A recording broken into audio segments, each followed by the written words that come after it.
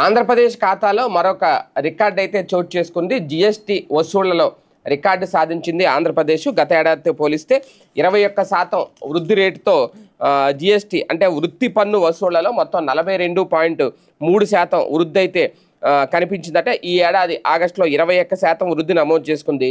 దేశ సగటు వృద్ధి 10%తో పోలిస్తే రెట్టింపు స్థాయిలో ఉంది. 2024 ఆగస్టులో 3,298 కోట్లు ఉండగా 2025 ఆగస్టులో 3,989 కోట్ల రాబడైతే సాధించిందట. జీఎస్టీ విధానం అమల్లోకి వచ్చాక ఈ ఆగస్టు అత్యధిక రాబడి నెలగా నిలిచింది.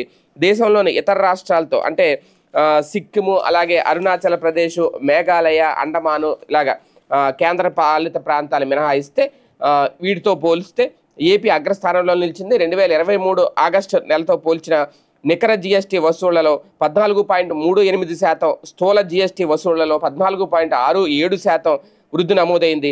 అలాగే ఎస్జీఎస్టీ వసూళ్లలో రెండంకెల వృద్ధి నమోదైంది. ఆగస్టు 24 నాటితో పోలిస్తే 13.82% వృద్ధి సాధించింది. 2025 ఆగస్టులో ఐజీఎస్టీ సెటిల్మెంట్ ద్వారా రాష్ట్రానికి 1,613 కోట్లు లభించింది.